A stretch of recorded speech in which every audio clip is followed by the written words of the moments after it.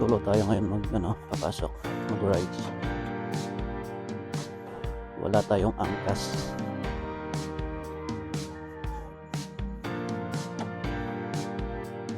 Ilak lang natin to.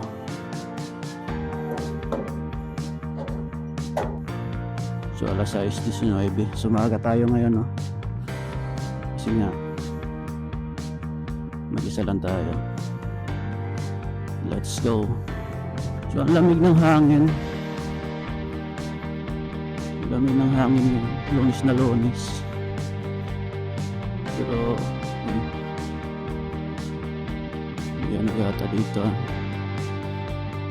Kasi pwede tayo makaraan. Pero hindi. Nabarahan yata ng pwede makalaro tayo.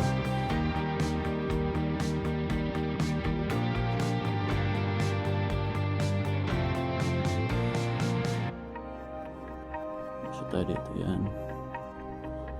May birthdayhan yata dun. So ngayon mga idol, papunta na tayo ng workshop.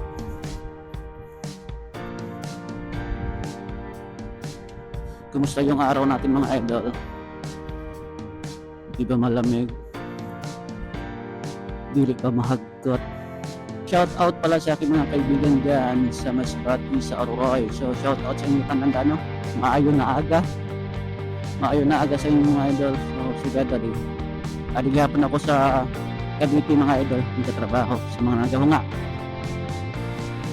Amo lang gihapon kasi sing company lang gihapon ang nagtrabahoan ko. Pero adi yan ako sa sa main sign. Wala pa sa mga project na iba. Yung iba na project wala pa nag-open. Tapos may mga new hire naman ng mekaniko. Kaya wala kita kabalik sa kuan. Wala kita kabalik sa site mga idol.